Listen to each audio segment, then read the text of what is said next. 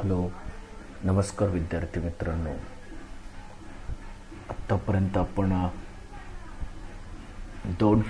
तीन व्हिडिओ आत्तापर्यंत पाहिलेले आहेत आणि यामध्ये लोकसंख्या भाग या प्रकरणामध्ये लोकसंख्येच्या वितरणावर परिणाम करणाऱ्या घटकांचा आपण विचार केला, ज्यामध्ये प्राकृतिक घटकाबरोबर मानवी घटक आणि राजकीय घटकाबरोबर शासकीय धोरणांचा लोकसंख्येच्या वितरणावर कसा परिणाम होतो हे उदाहरणासह आपण अभ्यासलेलं आहे.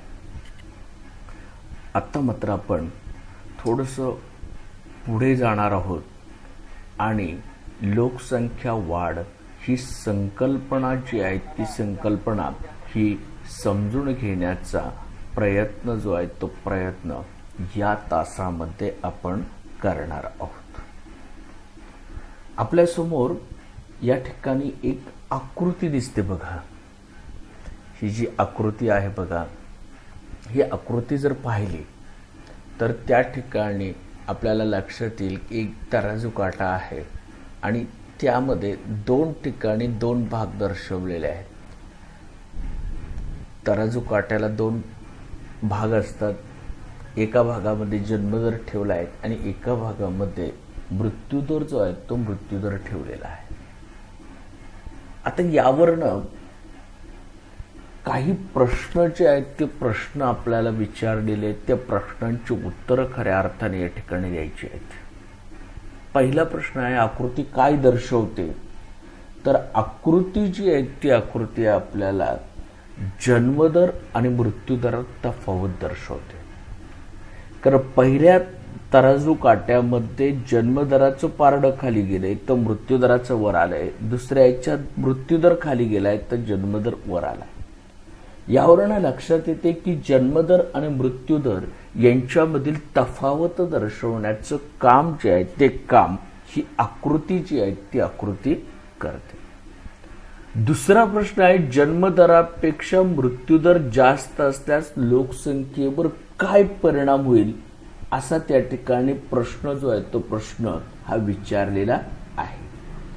आता जर जन्मदरापेक्षा जर मृत्यूदर जर जास्त असेल, म्हणजे जन्माला येणाऱ्या नवजात बालकांपेक्षा मृत्युमुखी पावणाऱ्यांची जर संख्या जास्त असेल तर मात्र आपोआपच काय होणार आहे, मृत्यूदर घटणार आहे. मग याचं उदाहरण कसं देता येईल? जन्माला समजा 2 आले, मृत्यू पावणारे 3 असले तर 2 येणारे 3 जाणारे, म्हणजे 1नी असणारी लोकसंख्या ही कमी होणारे, म्हणजे लोकसंख्येत घट होईल. दुसरा प्रश्न या ठिकाणी काय दिलाय बघा, तर मृत्यूदरापेक्षा जन्मदर जर जास्त असल्यास लोकसंख्येवर काय परिणाम होईल. आता मृत्यूदरापेक्षा जर जन्मदर जास्त असल्यास लोकसंख्येमध्ये आपोआप काय होणार आहे, वाढ होणार आहे. कारण जाणाऱ्यापेक्षा येणाऱ्यांची संख्या जी आहे ती संख्या ही जास्त असेल. आणि जर दोन्ही दर समान असल्यास काय होईल, नंतरचा प्रश्न आहे. आणि असं शक्य आहे का? दोन्ही दर समान असल्यास लोकसंख्या ही वाढणार पण नाही आणि लोकसंख्या कमी पण होणार नाही. म्हणजे काय होणार आहे, तर लोकसंख्या जी आहे ती लोकसंख्या काय असणार आहे, त्या प्रदेशाची स्थिर असणार आहे. कारण जेवढे येणारे तेवढेच जाणारे म्हटल्यावर लोकसंख्येमध्ये वाढ पण होणार नाही आणि लोकसंख्येमध्ये घट पण त्या ठिकाणी होताना आपल्याला दिसणार नाही. मग अशा प्रकारे या प्रश्नांची असणारी ही उत्तरं जी आहेत ती उत्तरं ही आपल्याला या ठिकाणी देता येईल. आता यामध्ये थोडंसं मी पुढे जाणार आहे आणि आपल्याला याच संदर्भात थोडंसं भौगोलिक स्पष्टीकरण घ्यायचं आहे. आणि हे स्पष्टीकरण घेत असताना त्यामध्ये लोकसंख्येतील बदलाच्या संदर्भात ही माहिती जी आहे ती माहिती ही आपल्याला खऱ्या अर्थाने घ्यायची आहे. आता यामध्ये प्रत्येक प्रदेशातील असणारी लोकसंख्या जी आहे ती लोकसंख्या ही सारखी असल्याचे लोकसंख्येतील बदलाच्या संदर्भात या ठिकाणी आपण बोलत होतो. लोकसंख्येतील हा जो आहे तो बदल हा प्रदेशातील रहिवाशांच्या संख्येत विशिष्ट कालावधीत झालेला हा बदल असतो. आणि हा बदल हा एकतर सकारात्मक किंवा त्याला आपण असणाऱ्या लोकसंख्येत वाढ किंवा नकारात्मक म्हणजे असणाऱ्या लोकसंख्येत घट होणारा असा असतो. आता हा बदल संख्यात्मक किंवा टक्केवारीच्या स्वरूपामध्ये आपल्याला सांगता येतो. आणि लोकसंख्येतील बदल हा आर्थिक विकासाचा एक निर्देशांक आहे किंवा निर्देशक आहे. सामाजिक उत्थान म्हणून देखील लोकसंख्येच्या बदलाकडे पाहता येतं. मग त्यामध्ये लोकसंख्या कमी असेल तर गरिबी कमी करणं हे शक्य आहे. आणि जन्म, मृत्यू आणि स्थलांतर हे 3 घटक लोकसंख्या बदलातील सर्वात महत्त्वाचे असणारे घटक जे आहेत ते घटक आहे. आणि म्हणूनच आपल्याला या ठिकाणी जन्मदर, मृत्यूदर आणि त्यानंतर स्थलांतर या 3 घटकाविषयी खऱ्या अर्थाने माहिती जी आहे ती माहिती ही मिळवायची आहे. प्रथमतः आपण ढोबळ जन्मदराचा या ठिकाणी विचार करूया. ढोबळ जन्मदर कशाला म्हणायचो तर एका वर्षामध्ये 10,000 लोकसंख्येमागे जन्माला येणाऱ्या जिवंत अर्भकांचे प्रमाण म्हणजे ढोबळ जन्मदर. मग त्या संदर्भात हा ढोबळ जन्मदर काढत असताना एक सूत्र जे आहे ते सूत्र या ठिकाणी दिलेलं आहे बघा. आणि हे सूत्र सांगत असताना ढोबळ जन्मदर बरोबर एका वर्षात जन्माला आलेल्या जिवंत अर्भकांची संख्या भागिले त्या वर्षाची एकूण लोकसंख्या गुणिले 1000. ह्या सूत्रामध्ये आपण कोणत्याही प्रदेशाचा जन्मदर काढू शकतो. इथे आपल्याला एक पाठ्यपुस्तकामध्ये उदाहरण दिलंय. एका शहरामध्ये जर 2019 साली 3250 अर्भके जन्माला आली त्यावेळी त्या शहराची लोकसंख्या 2,23,000 होती. त्यामुळे ढोबळ जन्मदर खालील प्रमाणे येईल म्हटलंय बघा. ढोबळ जन्मदर बरोबर 3250 भागिले 2,23,000 गुणिले 1000 बरोबर 14.57 असं उदाहरण जे आहे ते उदाहरण ते त्या ठिकाणी येऊ शकतं. आता थोडंसं आपण पुढे जाऊया. म्हणजे त्यावेळी शहरामध्ये प्रत्येक 1000 लोकसंख्येमागे 14.57 जिवंत अर्भक जी आहेत ती अर्भके जन्माला आली. दुसरा भाग जो आहे तो दुसरा भाग म्हणजे ढोबळ मृत्यूदराचा. आता ढोबळ मृत्यूदर कशाला म्हणायचं तर तिथे सुद्धा आपल्याला मृत्यूदर हा देखील जन्मदराप्रमाणे लोकसंख्येतील बदलामध्ये महत्वाची भूमिका बजावतो. लोकसंख्येतील वाढ ही केवळ वाढत्या जन्मदराने नव्हे तर मृत्यूदर जर कमी झाला एखाद्या प्रदेशाचा तरी देखील त्या प्रदेशामध्ये लोकसंख्येत वाढ होत असते. आणि म्हणून लोकसंख्येतील वाढ केवळ जन्मदराने नव्हे तर मृत्यूदराने कमी होत गेल्यानेही होत असते.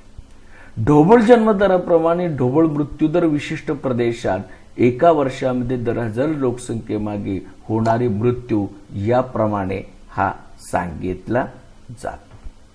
आणि म्हणून या ठिकाणी आपल्याला हा मृत्यूदर सुद्धा या ठिकाणी काढता येतो. आता थोडंसं या ठिकाणी पुढे जाऊया. उदाहरण म्हणून या ठिकाणी घेतलेलं आहे बघा. एखाद्या प्रदेशातील असणारं मृत्यूदराचं प्रमाण जर 10,000 जन्माला जसं आपण जन्मदराचं असणारं प्रमाण काढलं तसं मृत्यूदराचं प्रमाण देखील काढू शकतो. समजा एखाद्या शहरामध्ये 2019 साली जर मृत्युमुखी पावणाऱ्यांची संख्या जर 2986 होती आणि त्याच प्रदेशाचा असणारी लोकसंख्या जर 22,300 होती, त्यावरनं जर त्या प्रदेशाचं असणारं ढोबळ मृत्यू जर काढला तर तो 13.39 येऊ शकतो. आता यामध्ये हाच भाग या ठिकाणी घेत असताना ढोबळ मृत्यूदर लक्षात आल्यानंतर आणि ढोबळ जन्मदर लक्षात आल्यानंतर त्याचा परिणाम लोकसंख्येवर काय झाला किंवा लोकसंख्येत कोणते बदल झालेले आढळतो हे आपण या ठिकाणी लक्षात घेऊ शकतो. आता थोडंसं या ठिकाणी पुन्हा पुढे जाऊया आणि पुढे जात असताना आपल्याला आणखीन एक भाग या ठिकाणी घ्यायचा आहे. लोकसंख्या वाढ आणि विस्फोटाच्या संदर्भात एक वेगळा भाग या ठिकाणी समजावून घ्यायचा आहे. आता यामध्ये इथे वेगवेगळी सूत्र आपल्या पाठ्यपुस्तकामध्ये दिलेली आहेत आणि तक्ता क्रमांक 1.4चं निरीक्षण करून जन्मदर आणि मृत्यूदर या आकडेवारीची मांडणी अनुक्रमे चढत्या क्रमाने करा असं म्हटलंय. हे आपण चढत्या क्रमाने ही मांडणी जी आहे ती मांडणी ही करू शकतो. पण थोडंसं पुढे या ठिकाणी जात असताना मी लोकसंख्या वाढ आणि लोकसंख्या विस्फोटाच्या संदर्भात बोलणार आहे. आता यामध्ये जन्म आणि मृत्यूदरामुळे लोकसंख्येत वाढ किंवा घट होते हे आपल्या लक्षात आले. यावर आधारित तक्ता क्रमांक 1.5 पूर्ण करायचे आपल्याला आणि या तक्त्यामध्ये जन्मदर आणि मृत्यूदराच्या वेगवेगळ्या स्थिती दिलेल्या आहेत त्यावर चर्चा करायची आहे आणि त्याच्यावर होणाऱ्या परिणामांचा विचार करून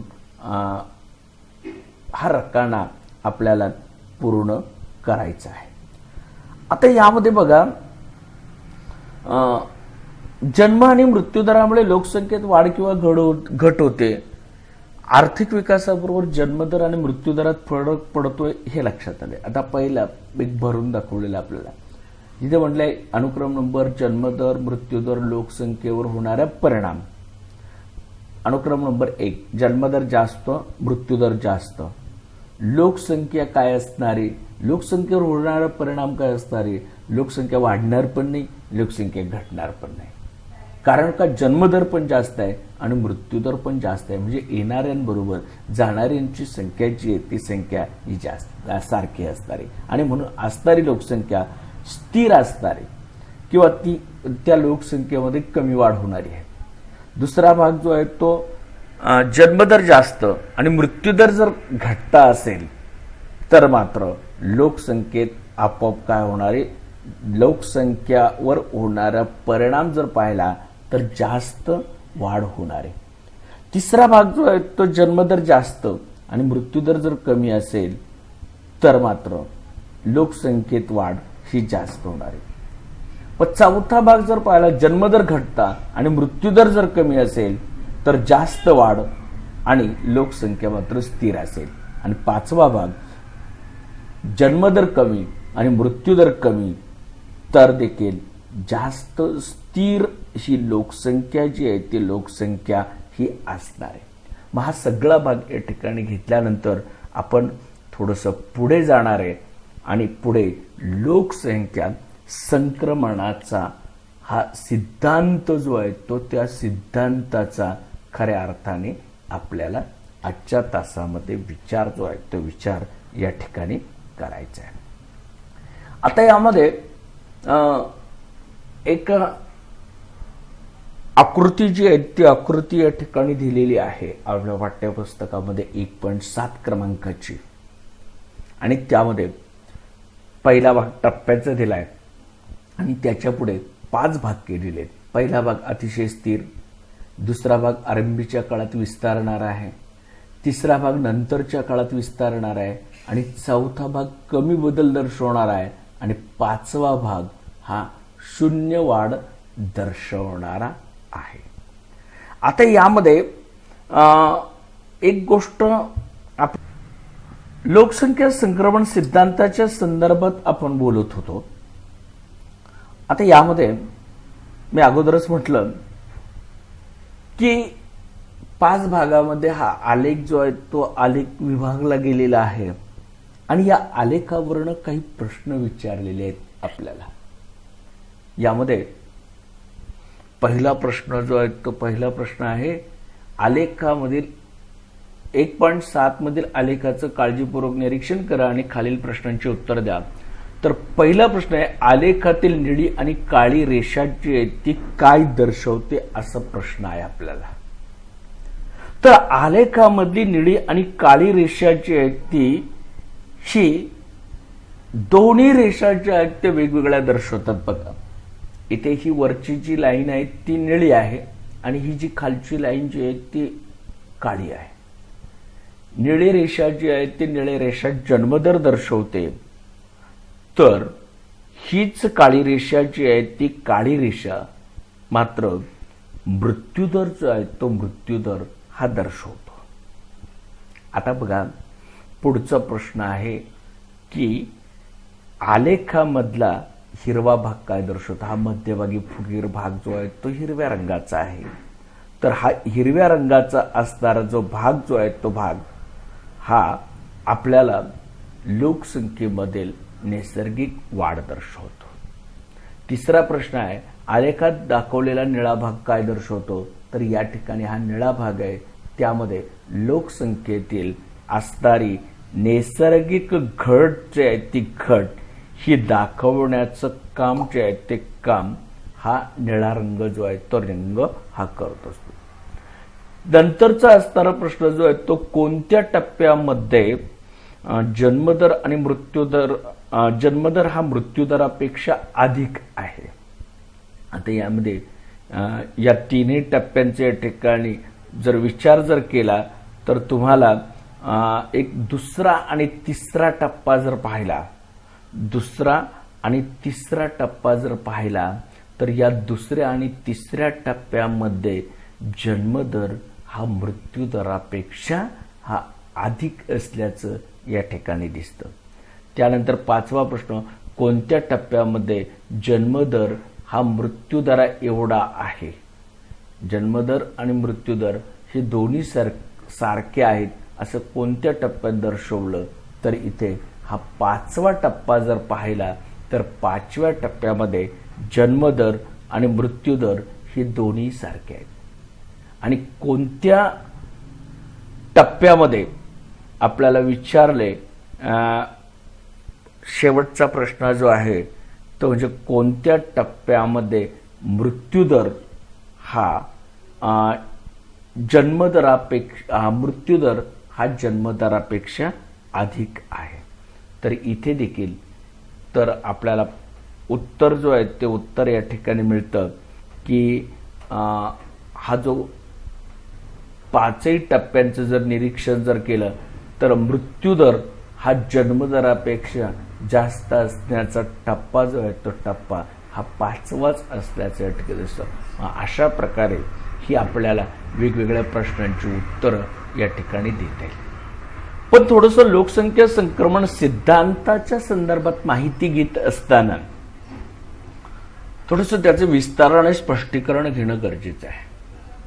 साधारणतः कोणताही देश लोकसंख्येच्या वाढीचे विविध टप्पे अनुभवत असताना प्रत्येक वेळी देशात तोच जन्मदर किंवा तोच मृत्यूदर जो आहे तो मृत्यूदर हा आढळत नाही. आणि म्हणूनच जर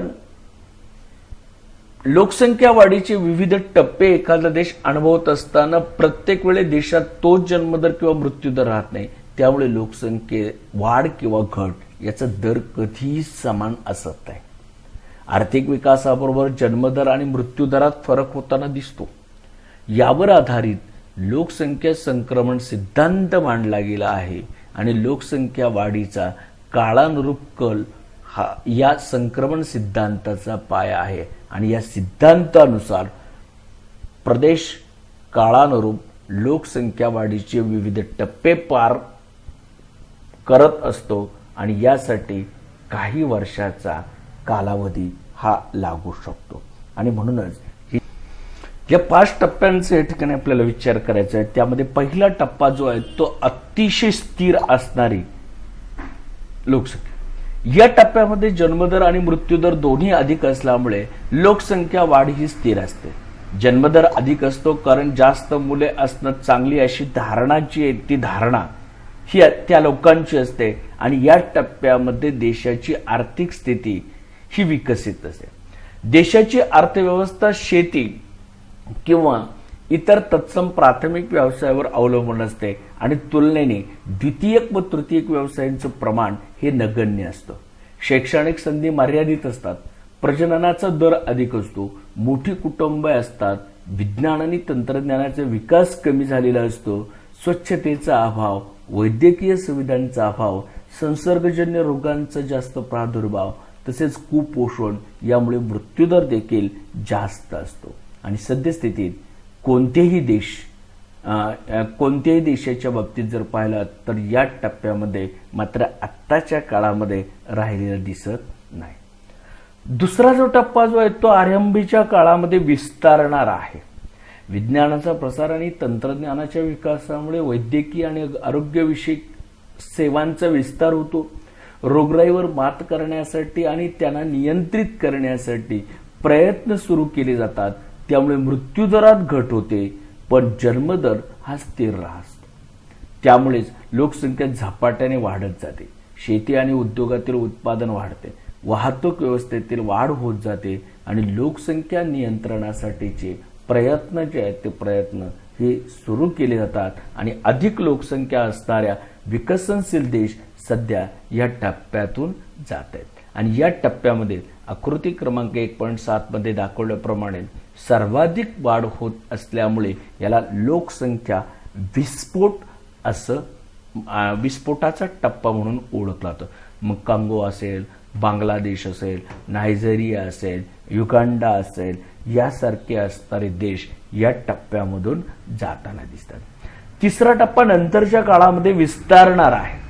दुसऱ्या टप्प्यामध्ये कमी झालेला मृत्यूदर आणखीन कमी होतो. तसंच जन्मदरही कमी होऊ लागतो आणि त्यामुळे लोकसंख्या वाढीचा दर कमी होतोय. पण लोकसंख्या वाढत असते कारण जन्मदर हा मृत्यूदरापेक्षा अधिक असतो. आणि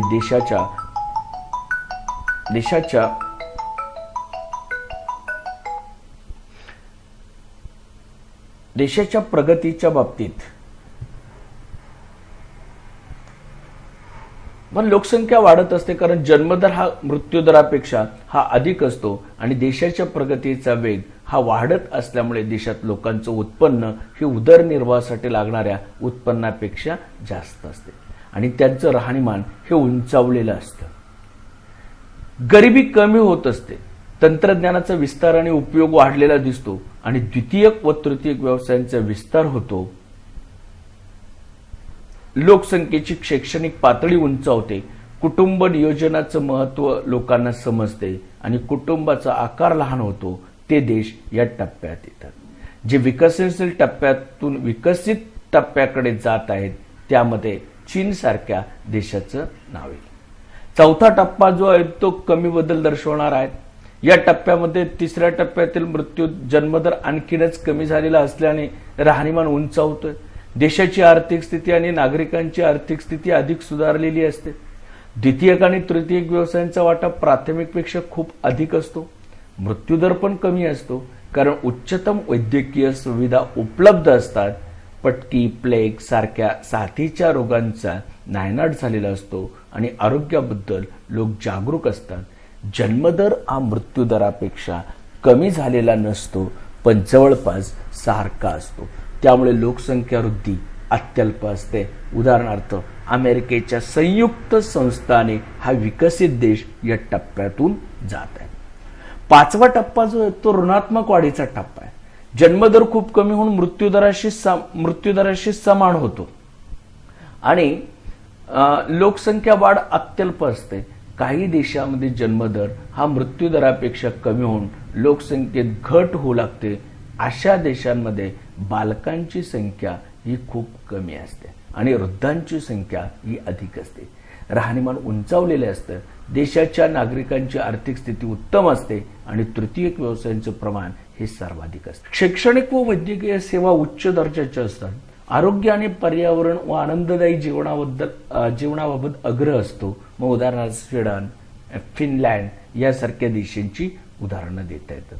मग यातून हा संपूर्ण भाग या ठिकाणी आपल्याला सांगता येतोय आणि यातून या ठिकाणी या प्रकरणाची थोडक्यात या ठिकाणी सांगता जी आहे ती सांगता ही आपण या ठिकाणी करतोय.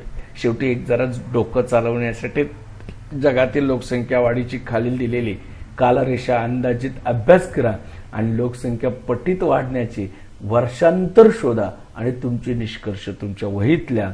मग उदाहरणार्थ सुरुवातीच्या टप्प्यामध्ये लोकसंख्या दुप्पट होण्यासाठी सुमारे 6 शतकं लागलेली आहेत, तर नंतरच्या काळामध्ये ही कालावधी जो आहे तो कमी कमी होताना दिसतो. त्यानंतर खाली पाठ्यपुस्तकाच्या खाली स्वाध्याय दिलेला आहे, तो स्वाध्याय देखील आपण आपल्या वहीमध्ये पूर्ण करा. धन्यवाद.